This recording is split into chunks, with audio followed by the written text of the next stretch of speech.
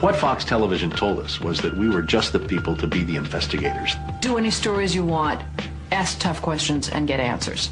So we thought, this is great. This is a dream job. Fantastic. The very first thing they had us do was not to research stories, but to shoot this promo, which was The Investigators. Uncovering the truth, getting results, protecting you.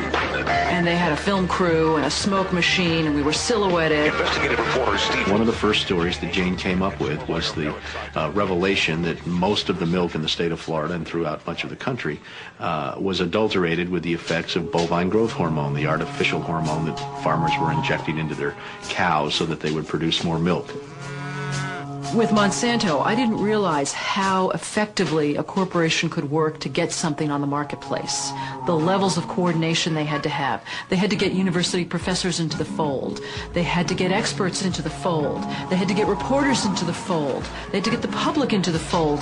And of course the FDA, let's not leave them out. They had to get the federal regulators convinced that this was a fine and safe product to get it onto the marketplace. And they did that. They did that very, very well. It's a great time to be a high-producing cow. Posilac One Step, bovine somatotropin by Monsanto. The federal government basically rubber-stamped it before they put it on the marketplace. The longest test they did for human toxicity was 90 days on 30 rats. Posilac is the single most tested new product in history and is now available to you specifically so you can increase your profit potential. And then either Monsanto misreported the results to the FDA, or the FDA didn't bother to look in depth at Monsanto's own studies. The scientists within Health Canada looked very carefully at bovine growth hormone and came to very different conclusions than the Food and Drug Administration in the U.S. did. Monsanto's engineered growth hormone did not comply with safety requirements. It could be absorbed by the body and therefore did have implications for human health. Mysteriously, that conclusion was deleted from the final published version of their report. They knew there were problems. They saw serious potential human health problems, and they stood up in Canada and said, we're not going to approve this because we don't believe it's safe. We have been pressured and coerced to pass drugs of questionable safety, including the RBST. I personally was very concerned that there's a very serious problem of secrecy, conspiracy, and things of that nature, and something needs to be done. The FDA was then on the hot seat. They had to come up with an answer. They didn't come up with a good one. And they never took the opportunity then. I mean, what would they do? Pull it off the market and say we need to now do the job that we didn't do the first time? They didn't do that. We wrote the story. We had it ready a week beforehand. They had bought ads. Farmers in the milk industry say it's safe, but studies suggest a link to cancer. Don't miss this special report from the investigators. That Friday night before the Monday this series was to begin, the fax machine spit out a letter from this very high-priced lawyer in New York that Monsanto had hired. It contained a lot of things that were just off-the-wall false, just demonstrably false. But if you didn't know the story and you didn't know how we had gone about producing it, would have scared you as a broadcaster, as a manager. And they decided that they would pull the story and they would just check it one more time.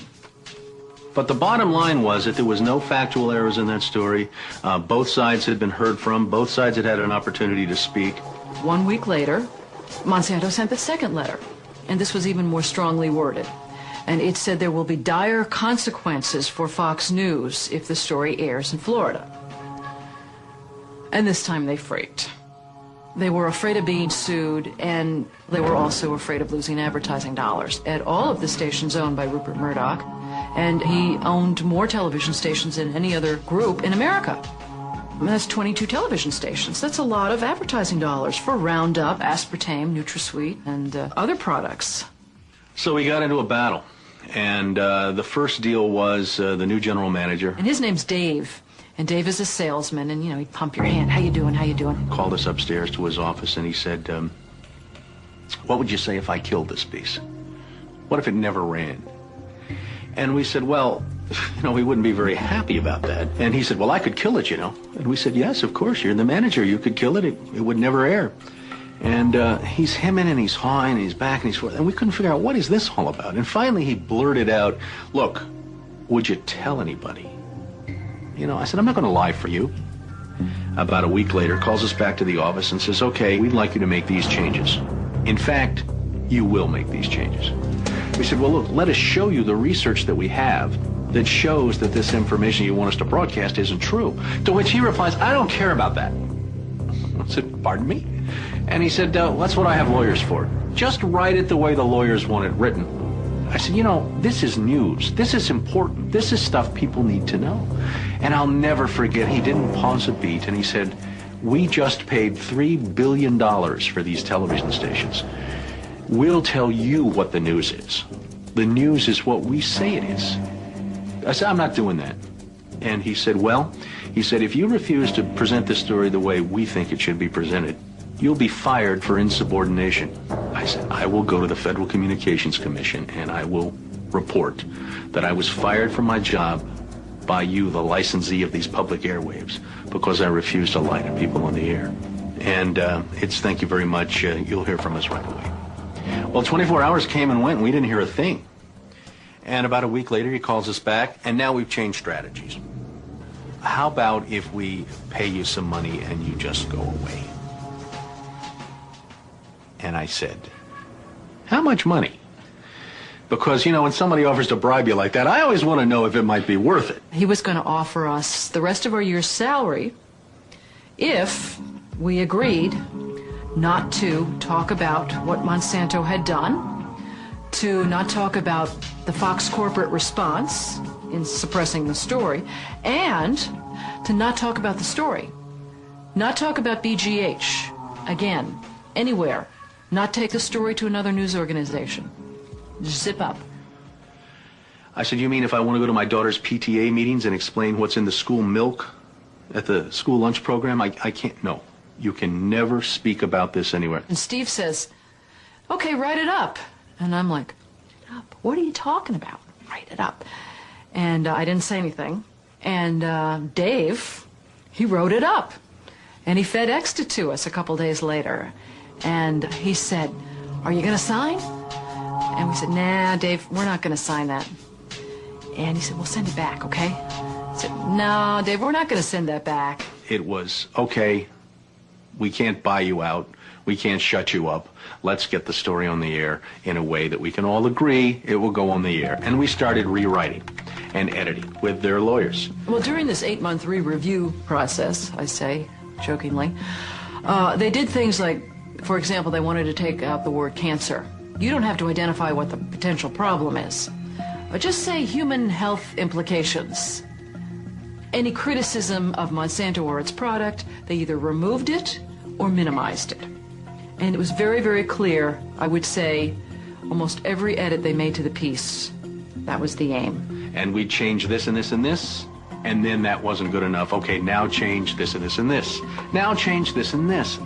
Version after version after version, 83 times. 83 times is unheard of. It doesn't happen. You shouldn't have to rewrite something 83 times. Obviously, they didn't want to put the thing on the air, and they were trying to drive us crazy and get us to quit or wait until the first window in our contract so that they could fire us. They, in effect, announced that they were going to fire us for no cause.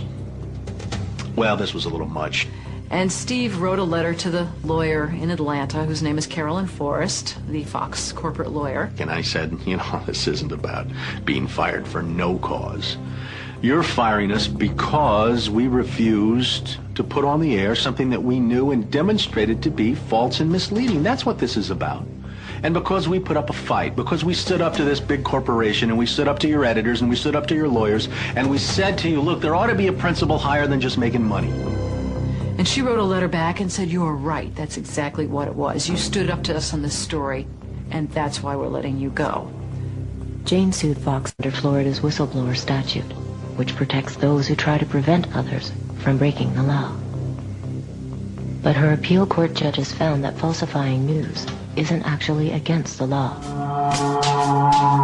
Florida's appellate court has ruled in favor of Fox 13. You may recall that Jane Acree, a former reporter here, sued Fox 13 in a whistleblower lawsuit, claiming she was fired for refusing to distort her report. The appeals court today threw that case out, saying Ms. Acree had no whistleblower claim against the station based on news distortion. Fox 13 Vice President and General Manager Bob Linger says the station has been completely vindicated by the ruling.